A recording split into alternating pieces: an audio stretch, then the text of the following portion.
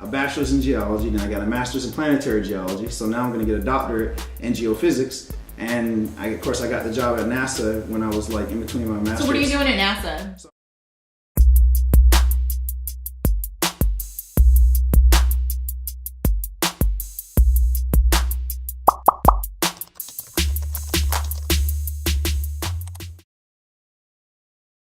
you're hanging out here with me at StartupHouse Oakland, chilling, and you've met some really dope people. Extremely dope people. Yes, right? Yeah. What was so dope about them? Well, I think it's interesting that how they're using like equations to predict outcomes of events, and that's one cool thing. And I also think it's interesting how they're using technology in the advanced form that Ray Kurzweil talked about, and they're like harnessing that in this time period instead of waiting for the singularity to come. So I feel like this is a good hub of like developmental thought processes. What?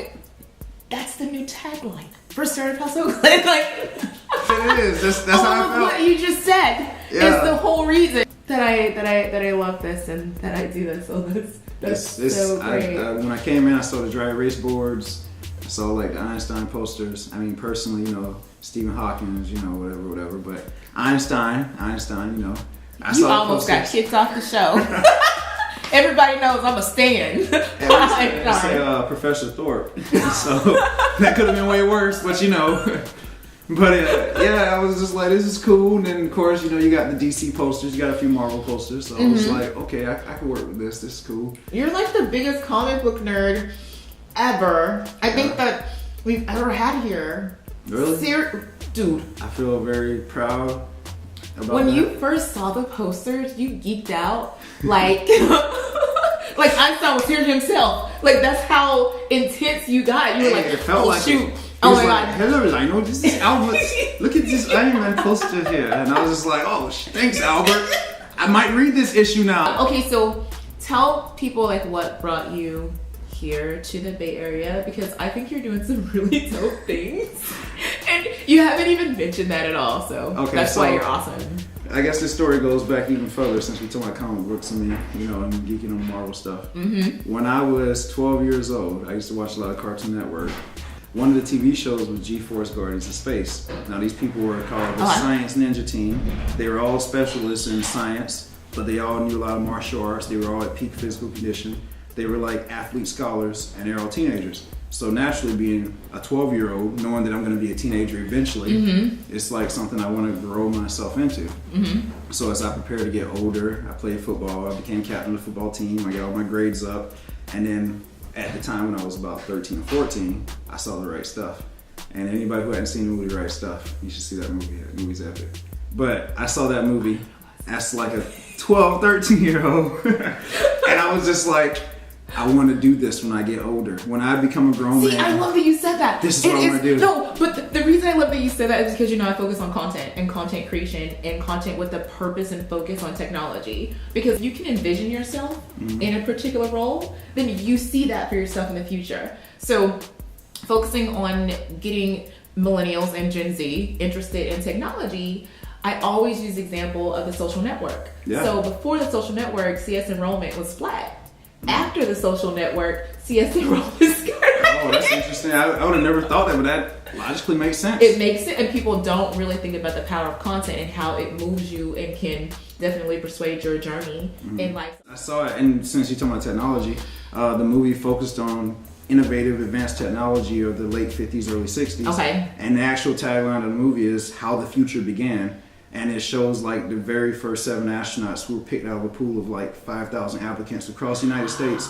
And these 7 guys became the cream of the crop, the top of the top. They were, each one of them were Buzz Lightyear and Superman rolled into one person. And 3 of them were Air Force, 3 of them were Navy, and 1 of them was Marines. But I always, you know, like the Air Force parts because the Air Force was like That's the the cream of elite. the crop. That's the Yeah. elite of the military. And so watching that as a 13, 14-year-old, and I even seen a full movie because it came on TNT some random Saturday afternoon. And I actually recorded Aren't all VHS TNT tape. movies some random afternoon, right? And so I recorded the last 40, 60% of the movie, and I had it on tape, so I would watch it over and over again as like a little young teenager. I was, oh, this is so cool. Like, I want to fly to the top of the sky at the speed of sound.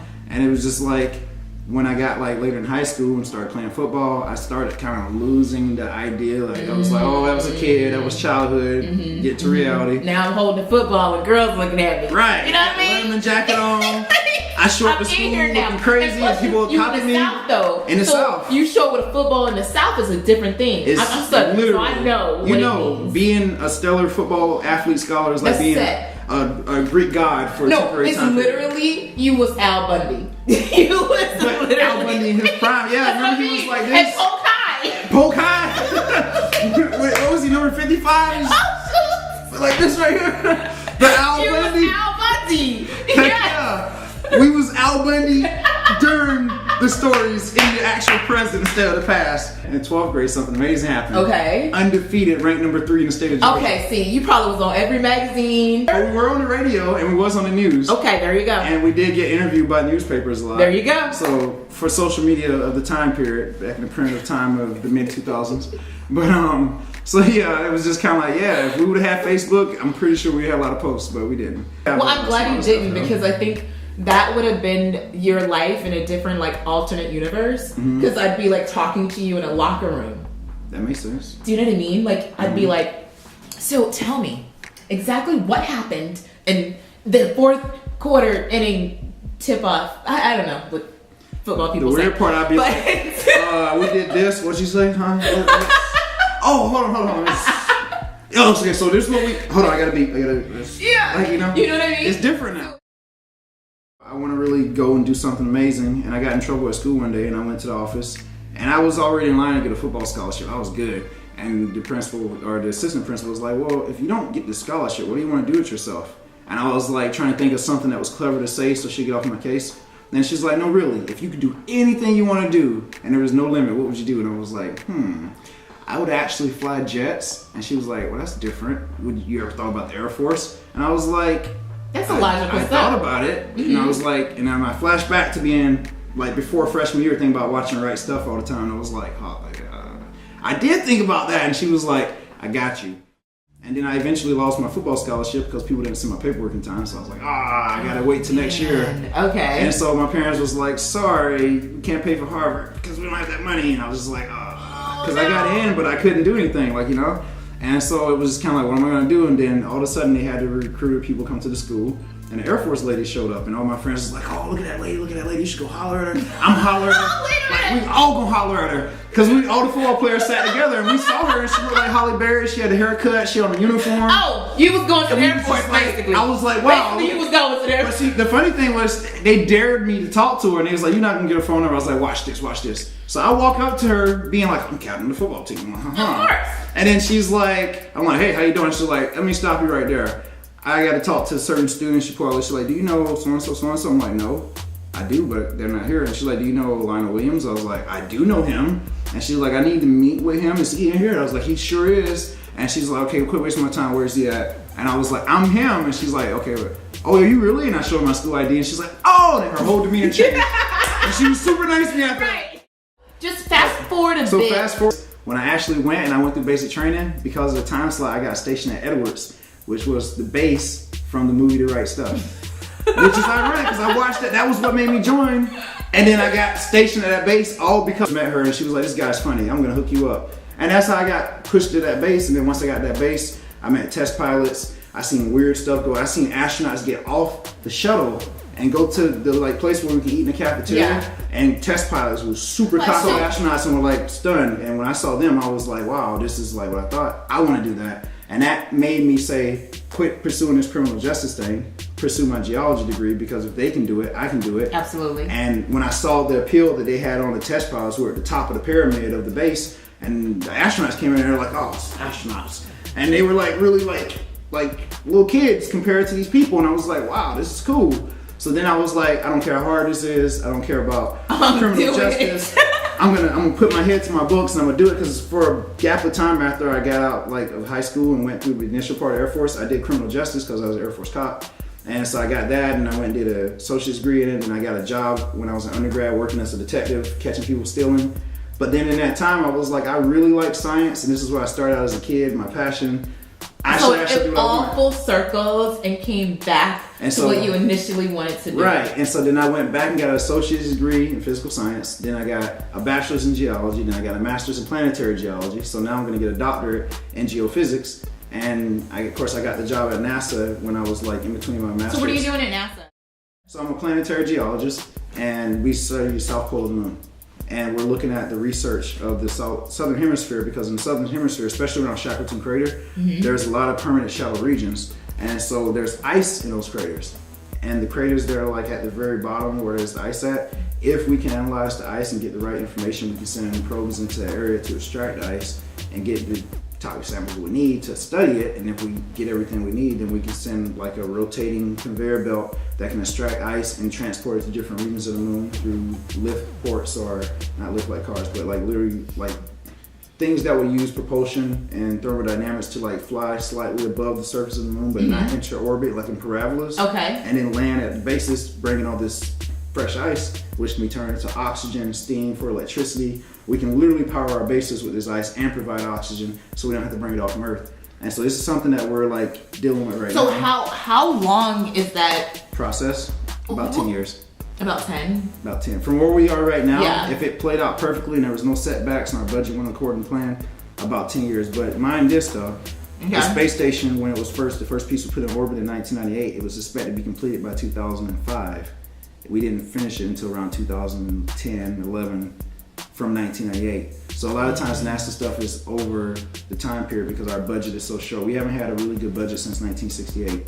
And every budget we had then has been, our budget now literally is about 10% of our budget in 1968. Wow. When we put people on the moon. I was just gonna say. If Bill Gates will literally donate 1/19 You know what? of his We'll fortune, just- we could expand so far into the We'll galaxy. just give Elon Musk all of these details. He'll get it done. Maybe. But Elon will get it done. He'll and that's take the care of benefit it. of Elon, because what if there was a billionaire who would put their money behind this? Well, now Elon can represent. Well, that. Elon's just not gonna put his money behind it. He'll just do it. He'll do it. He'll just do it. He'll be like, you know what?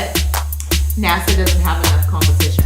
Not the capitalists, and we're gonna do It it. might sound weird, but I feel like it's a bad thing when we have to take a Russian ride to get to the space station. And that's real. That's what's happening now. That's rough. And even if you notice in most movies that have come out in the last 2 years, they focus more on Russian Soyuz capsules. And See, I'm not a things like fan. that. Not a fan. I'm not a fan either. Not a fan. And then the last movie that showed a space shuttle, it showed a space shuttle being destroyed. And it has not been a movie with a space shuttle since then. And that was Gravity in 2014. Don't tell me.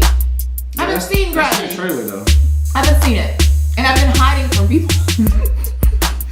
And then I've decided I have to stop hiding from people because I haven't seen it. It's been like 3 years.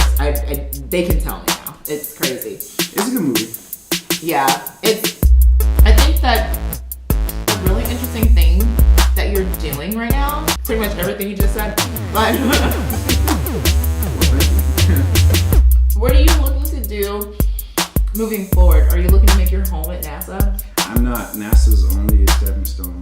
I really just I had an inkling.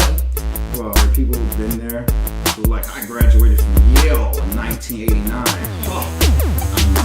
And you're like, you're still here? Right. I'm like, he's like, I know more, that's why I'm here. And I'm like, well, you don't know enough, that's why you hired me. People talk like Oh that my to each God. other. Oh my God, that was so good. That was so good. Was it? I'm gonna say it from this point forward in my Glad I life. could, like, help Thank you get that so out there. much. Yeah. That was so great. Oh, being in the tech space, no one really works anywhere for longer than like you're senior if you've been there 5 years. Oh, yeah, that's not gonna happen. But I see what you mean. Yeah, like in the tech space, if you've been there 5 years, it's just like, oh my God, this person is senior and really dedicated to the company and things like that. A friend of mine, she's been at Salesforce for 8 years, and people freaking lose their mind. They're just, she's been there 8 years, but she's moved all around the company, has worked with many off and things of that nature. But tell me, where are you looking to go? So I am looking to develop an aerospace company in the next 12 years that will cater to moving packages to a certain method that uses space travel, which will eventually branches out to moving people. I mean, if you really think about it, you can fly to England if you want to and take all those hours. Or you can pull Alan Shepard and get there now. Okay, so why don't you team up with Elon? Well, That's exactly what he's doing. I look at it more like there's Delta, Boeing, JetBlue. There's all these Gotcha. companies that fly planes. So he's one company that's a really good company, just like Virgin Galactic will be one company, or Golden Spike, who are going to be flying missions to the moon Absolutely. in the next 10 years. So they're all separate companies, just like they're separate airlines, and I'll be just that new company that will cater to different things, say like people of color, underprivileged people who are also very smart, who go to university, who don't get the breaks because they don't know the right people. And you will be that person offering that. Exactly. And I'll also reach out to different other communities and say, hey, America wants your best and brightest. Come here, we'll support you. So I want to provide an open opportunity for people from different diverse backgrounds who normally wouldn't come in contact with stuff to have an opportunity to like open up the doorway to space travel, at least to suborbital flight. I mean, because I think that's a good point, because right now, when you look at next year, we're sending citizens into space, right? So I was in LA, someone goes, oh, I think Elon Musk is going to be here, because I was at this 80s club. I love 80s music. Like, absolutely. That's what's up. No, like, huge. No, I like 80s music. Yeah. I don't believe you like 80s music because you're saying it. No, People don't really say it. No. But we're going to have to test this later. We'll test it. So, I'll school you. Let me rephrase that. So, basically, we're at this 80s club and someone goes, I think Elon Musk is coming. And I was like, oh, shoot. Elon Musk. He's coming. And everybody, because it's Hollywood, right? And they're just like, so, who is that? They didn't know? No one knew. That's crazy. Except me and one other person. And so we had this conversation that led to a deeper conversation between he and I. And I said, because I live in a bubble, I'm like, I'm in LA, and I'm like, I'm from Silicon Valley. Like, everyone knows who Elon Musk is. And he goes, not in LA. No one cares. Or they just don't know. Because they're not in the tech space. They don't understand it. They're not focused on it. I couldn't wrap my head around. Even civilians know about him, though. They don't even have anything to do with tech. Nothing. That's what I thought. And I'm thinking maybe because, especially I know you. Why? Because LA is in its own self-contained bubble of entertainment, and they put so much entertainment out to the world that they try to engulf themselves in that entertainment and ignore everything outside the bubble. But people who live slightly outside the bubble see outside the bubble and inside the bubble. I could give you that if there wasn't an entire franchise focused on Elon Musk. There's too focused on Iron Man! I agree with you. Everybody knows Me that. and you concur on this point. But the people who don't know what we know feel like, oh, this guy did what? That's Elon. They don't know. And the guy who was, had this conversation with me, he's like, I get it. You get it. They don't get it. They They're don't in the entertainment bubble. get it. Or They're worried about the Oscars and Nicki Minaj and what just came out on TV 2 weeks ago that they'll forget in 3 weeks. Real talk. That's real talk. That's I used to live in the LA bubble. I lived like when I went to UCLA and was down there, I was like in Hollywood, Beverly Hills, hanging out, going to all these places. And what I learned was it's cool to be in it, but you can only be in it as a visitor. You can't stay there forever. And if you try to stay there, you become weird and stuck in headspace. But you know what? It's the same thing. I call Silicon Valley literally just the actor is the new tech founder. Is the new I have an idea for an app. I have an idea for an app. Mm-hmm. Would you read my script? Interesting. So like that movie Palo Alto. That's all it is. Yeah. It's somebody trying to get you to can I pitch this? It's just a new actor. Mm-hmm. And that the VC is the new agent. Is the new, like the director you're trying to get put on by. Yeah. And it's just the same hustle. Fortunate enough for me, I just love that hustle. I absolutely live for the entrepreneur. That's cool. Like, I am a professional fan of someone who has an idea and executes. That's what's up. Like, it just gets me. Is that where the excited. water into wine and started wine everything came from? So I saw that right there. Saw that yesterday and I was like, wait a minute, where? Turning water into wine and use it to start a winery. It's right there. Entrepreneur. Oh, you know what? We had a law firm come in and do a lab. Mm-hmm. And so they were giving different examples, like founders agreements and that people don't think about. You know what I mean? Like when you have a founder, you're like, oh my God, we got this idea. When you have an idea and you execute, to me, that's the most powerful thing on the planet. Because some people simply have money. Yeah. That's all they have. But when you have an idea, that changes the world. And that creates innovation, which creates income. So wait, are we? Oh, we're still at time. Okay, you're gonna be this person. Well, you already are this person. But in the future, one day you're looking to. I'm still the junior version of the person I will become in 20 years. Well, that's the answer to everyone. I suppose so. Yeah. But obviously your long-term goal is to be able to be like, dude, you trying to get to space, it's lit. Like, go away. Basically. Let's go. Offering moon trips for honeymoons and weekends and science students to go research. We're far from that. We're not. It's not that I don't think we are, because we already do it. But I'm saying I don't think we're far from it for, okay, I was gonna say the average person, but the average person's already going. So, for a party, we're not far from a moon party. No, not at all. There we go. Maybe about 17 to 22 years. I think it's closer than that. Well, I mean, based on the ideal of just middle class, regular, some kids be like, hey, my That's parents true. don't pay for That's true. Because I mean, we got to get them with a VR headset. We haven't even done a good VR AR they have yet. one. They have one. The Apollo 11 simulation. No. I mean, for every household. Oh. Like, we already have all of that. I mean, there's Google Cardboards right there. Yeah. Yeah. Look. I saw that too when I came in. Like, we already got everything. Yeah. But I'm saying for the average person where it's not a big deal, Mm-hmm. like when I wore my Google Glass, it was a huge deal. Mm-hmm. Now it's not like that big of a deal, but I want it to be at that point. Everybody's like augmented reality, virtual reality, and going to space. Mm-hmm. That's amazing.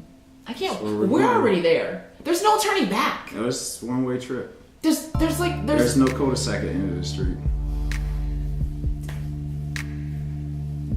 That's true. That's what it is. It's a freeway. It's a highway. It's an interstate. You're gonna connect to the next state. You're not gonna turn around at the end of the block. We're already there. Only thing that's gonna stop us is the annihilation of the human race. The only thing that's gonna stop us Or the decrease in technology and production. is us. Yeah. That's it. That's the only thing that can stop us is us. And you know what? What's up? I'm betting on us. I'm betting on this too. I'm betting on us. We can do it. I'm very optimistic for the human race. Absolutely. It's a little something called optimism. It's not that difficult. Not at all. All right, guys. I'll see you later. Bye.